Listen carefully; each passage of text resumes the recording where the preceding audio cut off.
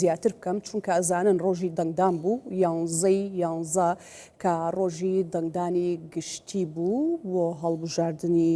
پەرلەمانی عێراق ئەو گەنجانە لەوێ کۆمەڵێک گەنج بوون کە ئاڵای کوردستانیان هەڵکرد و دواتر کە هێرشکرایە سەریان ئەمڕۆ بەشێک لەو گەنجانە چوونەتەوە من میوانەکەم لێرەیە لەگەڵم میوانێکم لەگەڵە هەڵبەت بەڕێز کاوە شێخانی ڕاوێژکاری ئەمنی و سەربازی لە پارێزگای سەلاحەدین کە ئەمڕۆ یەکێک بۆ لەو ساردانی کەرانەی کە چوونەتە لای سەرۆک بارزانانی لە ستۆدیۆ لەگەڵما با گفتوگوی لەگەڵ بکەم کاکاوە بەخێر بێ سپاس دەکەم. ئەدویست چیم پێ بڵێ؟ من پێشتر ڕاوێژکاری پارێزگا بووم بۆ کاروباری سەربازی و ئەمنی دیارە دوای پێش ساڵێک پۆستەکەم گۆڕا بۆ ئێستا ڕاوێژکاری پارێزگار بۆ کاروباری حکوومەتی هەرێم و حکوومەتی فیدرال. کەواتە ئێستا بەڕێز کاوە شێخانی ڕاوێژکاری پارێزگار بۆ کاروباری حکوومەت و هەرێم. بۆ کاروباری حکوومەت و هەرێم دەستەکانە خۆش بێ. باش ئەمڕۆ جەناب بەدێکێک بووی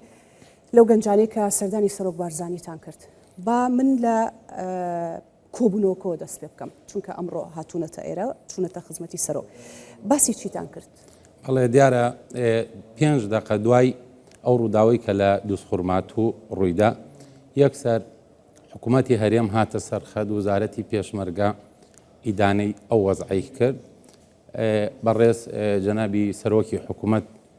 خۆی کاک ئومێد سەباحی ڕاستپار سەرۆکی دیوانی ئەنجومەتی نوێنەران کە ئەنجومەنی وەزیرانی حکوومەتی هەرێم بۆ ئەو مەبەسە لێکۆڵینەوە بکەین. بۆی پەیوەندی بە ئێوە بۆی پەیوەندی کرد کاک ئومێد خۆی ڕاستەوخۆ کە پەیوەندی کرد چی وت کە چی وت وتی ئەمانوێ ئەم ڕووداوە بەڵێ لەگەڵ من کاک ئومێد قسەی کرد و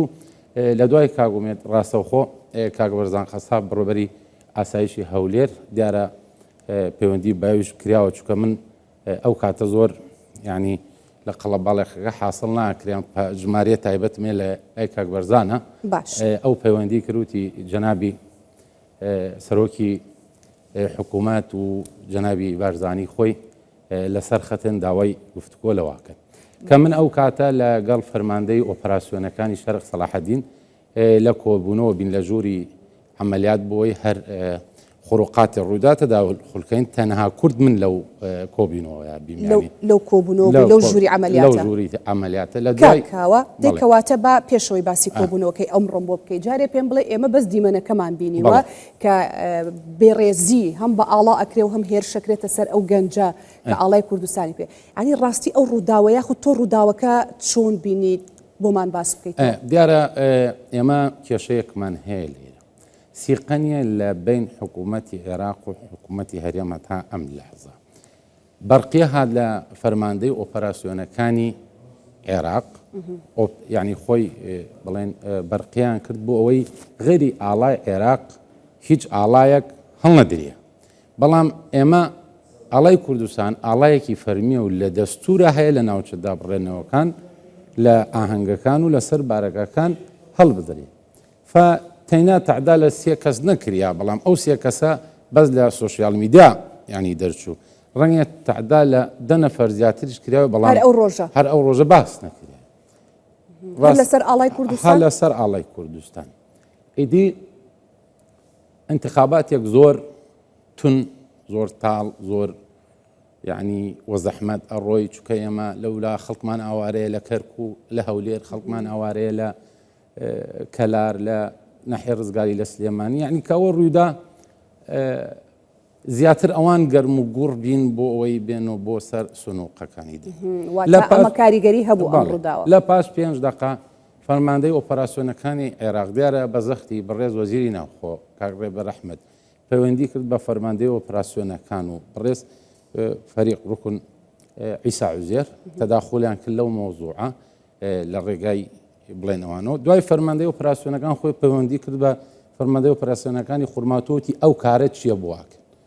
یعنی قاید پێوت ئێوە خۆتان بەرقێتان کردە غەیری ئاڵای عێراق هیچ ئاڵایەک لە دووسخورمات و هەڵ نەکرێ یعنی وای لێ هات زیاتر ئیشەکە لە کۆنتڕۆڵ دەرچێت من بە قاید وت با بچینە ماڵ کوڕەکە و داوای لێبوردن لە کەس و کاری بکەیت چوونە ماڵ کوڕەکە ماڵ من و فەرماندەی ئۆپراسیۆنەکانی شەرق سەلاحەدین ئامادە بوون بەڵام بەڕێز مامۆستا یاسین ئەندامی ئەنجومەنی نوێنەرانی عێراق لەگەڵ بەرپرسی نووسینگەی کاکەریم شکوور کاک پشتیوان ئەویش هات یعنی وەک هەموو تیمێکێکی گرد و لەوێ قاید وتی من داوای لێبوردنەکەم و ئەو پۆلی سەربازە هەڵوێستی شخصی بیە واتە ڕووداوەکەیان بە فەردی ناسان بڵێ بەس پێشتر بوتراوە کە نابێت هیچ بەڵام هە لە ماڵ قاید بیمان ئەلەو کاتە پەیوەندیەکەم بۆ هات کوڕێکی ناوی عیمادەوتی ئەوە ئیسا دایان لە عیماد یعنی عیماد چکارێ عیماد خۆی پۆلیس مادەی هۆشبەرەکان سەر بە حکوومەتی عێراقیشە عین لە کاتی ڕۆشتنی کەژاوەی ئۆتۆمبیلی بڵێن لایەنگرانە ئاڵایەک بەدەست ئافرەتێکەوەیە کە ئاخر سیارە سەربازەکە ئاکاتە سەرێ ئەم عیمادە لەگەڵ خێزان و ژون و مناڵێ ئەچن بۆ سەر سنووقی دەنگدان ئەمەی پێ قبول ناوێت بە سەربازەگاڵێ ئەمە ئافرەتە تو بۆ ئاڵاکەی لێسێنی بەیەک و دوو یەکسەر دەست ڕێژیەکەنە سەری ئەمەی بریندارەکەن و سەرچی هەر ئەو دەقم لە ناو سیارەکەی قاید بموتم کاکە ئەمە هێشتامان حل نەکردا ئەمە ڕووداوە چۆن مامەڵە لەگەڵ ئەم ڕووداوانەیە کرا لێکۆڵینەوەکان چۆن ئێستا بۆ باسەکەم کە قاید فەرمانی کرد هێزێکی لەگەڵ منار چوینە شوێنەکە کاتێ ڕوونە شوێنەکەی تر هەموو کورد بێ جیاوازی بێ یعنی تەنانەت نەک بەس کورد خەڵ شارەکە بە عام بە تورکمان بە عارەب یعنی ئەم شتیان پێ قبول نەکرا یعنی کە ئەم تەشەنوجاتە ڕوویدا چووکە ئیسا خەڵکی دووس خوڵمات و یعنی منەی پێکەوە ژیانەکە منەوە واکەن یعنی پێکەوە کار بکرێ پێکەوە لەو شارە ئەمەیان پێ ناخۆش ئەمانیان پێ ناخۆش بیانی ئێستا ئەمانە سزادراون ئەمانە دەستگیرراون بەڕێز قایم قام یعنی خۆی کابرایە بڵێنێتەوەی تورکمانیشە دکتۆر زولفقار زۆر ئەمەی پێ ناخۆش بیانی بە کوردی وتی ئێمە بە قایلی وتی دوای ئەمە لە کۆنتترۆل و دەرەچێ و يعني لە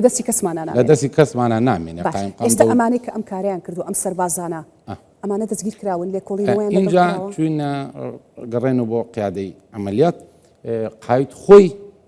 ئەو سەربازەی کە تعدای لە عیماد کرد و خۆی و نەقیبەکە هەردووکیانی بان کردە و مەجلس تحقیقی لە سەریان تەشکیل کرد تا ئەو دەقەی من لەورە بی ینی ئەوەی کە لە ڤیدۆکەیە دەنگدانەوەی زۆری لێکەوتەوە هەموو سەربازەکان لەگەڵ ئێستا لە پەخشا بینی هەمویان ئەوەی کە یەکەمدانە هێرش کاتە سەر ئەیوب ئەحسان ئەوان ئیسە لەوە دەرەکەوێ ئەوەی کە سیارەکە ئاڵاکەی پێوە ئاڵاکەی لێ ئەکاتۆ ینی بە فەرماندەی ئۆپراسیۆنەکان سەرجەم ئەوانە پڕاوی لێکۆڵێنیان بکرەوە بەڵام ئەبێمە متابعی ئەوەکەین بەڵام لێرە ئیسا چیتۆ ڕوویدا ڕۆژ دەنگدانەکە پێش داخستین سنووخەکان شەر دروست بوو لە نێوان چەند چەکدارێک و سوپای عێراقا مقدەمێک بریندار بوو چەند ڕۆژ لە خەستخانە ماوە ئێوارە گیانی لە دەستدا و بردیانەوە بۆ سوپای عێراق بردیانەوە بۆ بەسرە بۆ شوێنەکەی ئێمە لەیرە ئەمە حل نییە گشت ڕۆژێک ئەمە قاری هات ئەمە هات ئەم هێز واتە تۆ تێ بەم ڕووداوانە بە من بڵێ دۆخی ئەمنی ناوچەکە باش نییە ئەمە ئەبێ لە تشکیلکردنی حکوومەتی عێراقا ئەم مشکلانە چارەسەر بکرێ ینی چارەسەر بڕەتی بکرێ ئەمە بەیانی مەناسەبە هەیە بەیانی نەورۆزەیە ئێمە مەقڕمانەیە خۆم واز لە ئاڵا نایرین واز لە خورمات و نایرین واز لە کەرکوب نایرین ئێمە مشکلەکەمان لەکوێ لە ساڵ 2014 کە داعش 15 کیلۆمەتر لە خوار دووس خورماتۆوی کە فەرماندەی ئاسمانی عێراقی کوردبی لەو کاتە ماڵ گۆران گەوەریان قەسف کرد کە لە ناو سنتەر شەڕ دووس خورماتۆ ینی ئەمە ئشکالەکەمان لەکوێ ئشکالەکەمان ئەوەیە ئێمە ئەبێ لە پێکهێنانی حکوومەتی عێراقی لە خانەقینەوە تا شەنگار ئەمانە بجبر بکرێ ینی تو قەنەعەتەکەی 84 زابوو لە دووس خورماتۆیە یەکێکی کورد نییە ئەمە ئەیۆ دایرەی دەستگای ئەمنیمانەیە لە دووس خورماتۆ یەک نەتەوە و یەک مەزهەبی تایە یعنی ئەگەر بڕۆی هەر تیای نییە ینی نەک سەدان دایرەت بۆ باسەکەم ئەگەر خەدەمی بێ ئەگەر ئەمنی بێ پێویستە ئەمانە چارەسەر بکرێ ئەمانە توانێت چارەسەر ئەمە حکوومەتی هەرێم کاتێک نوێنەریانیان لە بەغا ڕێک ئەکەون ئەبێ نقطەی یەکەمیان چارەسەرکردنی ناوچە کێشە لە سەرەکان یعنی تو ئەگەر ئیمڕۆ ئاماژەت بدایە یعنی جەنابی سەرۆک یعنی بەو پەرۆشەوە بەو هۆزێ جەنابی سەرۆک دیارە دەستخۆشی کرد لەو گەنجانە بۆ ڕۆخۆ ڕاگریان و وتی ئەمە جێی قبول نییە و لە کەسیش قبول ناکەین بەڵێنێکی پێیان بەڵێنی ئەوەیدا کە ئەم وەزعە چارەسەر بکرێت کە ئەم وەزعە دووسخورمات و کەرک و خانەقین بە شاری پێکەوە ژیان جوانە کورد خۆڕقی لە عارب نیە ڕقسی لە تورکمان نیە ینیسا با بڵێن پارتی لە مووسڵ ئەوەنە کورساوردە خۆمەگشی دانکان کوردی هین تورکمانیاتێن هێزیاتین شەبەکیاتە ئێمە منەی پێکەوە ژیانەکەی منەی کێشە ناکەین منەی مشکیلە ناکەین کورد خۆی کێشە نیە لەوێ کاکاوە کورد کێشە نییە کورد پۆستی نییە کورد هێزی بێدەسەڵاتە پێ کورد دەسەڵاتی نییە دۆخی ئەمنیەکەم بۆ باسکە بە کورتی بە شێوەیەکی گشتی دۆخی ئەمنی خورمات و چۆن دۆخی ئەمنی چاکە لە ڕووی تیرۆرەوە دۆخی ئەمنی چاکە لە ڕووی دسپلین سەربازی بەڵام تو کێشەکەت لەوێ نوێنەرت نییە ئێمە کێشەیە ترمانێ ئەو نوێنەرانم کە لە قیادەی عملیاتی مشتەرەکەم فەرماندەی ئۆپراسیۆنەوە بەشەکە هەم نوێنەری هێزەکان هەفتای هاتیە هەم نوێنەر هێزەکان هەشتای هاتیە هەم نوێنەر وەزارەی پێشمەرگە وەزارەی ناوخۆیان ئەبێ ئەمانە هەفتانە تەقریر مفەسەڵ لە حکوومەتە هەرێم کوردستان وەرگن بیۆن بۆ ئەوڕێ هین ئەوان بێرن بۆ ئێرە یعنی کۆمەڵێ ئیش هەیە بە ئاسانی چارەسەرەکرێ بەڵام ئەبێ بخرێتە بەردەست ئەمڕۆ ئەمانەتان لەگەڵ سەرۆک باس ئەمانەمانگشی کردێتە راپۆرتی تەفاسیلی و ئینشاء الله کێشەی دووسخورمات و کێشەی خانەقین کێشەی جەلەولا کێشەی شەنگار ئەمانە لە یەکێک لە نوقتە سەرەکیەکانی پێکهێنانی حکوومەت عێراق ینی ئەمە حکوومەتی نوێ و کابینەی حکوومەتی نوێ و کابینەی نوێ ئەمەنیە تۆ ئیسە کورد لە پردیەوە نەتوانێت بڵێ فز هەتا بگێتە کفری یعنی بۆ یعنی وای لێ هاتە لەسەر شەڕواڵە درێ لە خەڵک حاڵات بێ لە قەڵ یعنی وای لێ هاتە یعنی ئیسە و ینی بیر بکەیت تۆ لە کۆمەڵێک ئێمە کۆتاجار جەنابی سەرۆک پەیامی ئاشتی و ئاوەدانی بۆ خەڵکی ناوچەدا بڕاوەکان هەیە پەیاممان ئاشتیە شەراکەتی ڕاستەقینە نەتەعدا لە کەسەکەین نەتەعدای لە کەس قبوڵە دەستەکانە خۆش بێ کاکاوە زۆر سوپاس دەکەم سپاس کە ئامادەبووی لەگەڵم سپاس کە من زۆر سوپاسی حکوومەتی هەریەمەکەم دووبارە بەناو خەڵک دووسخورماتەوە بۆ ئەو هەڵوێستەی کە یانزە دەڕیان بڕی زۆر سوپاسیانەکەن ینی بە پەرۆشەوە تەنانەت ئیمڕۆ جای بینیم جەنابی سەرۆک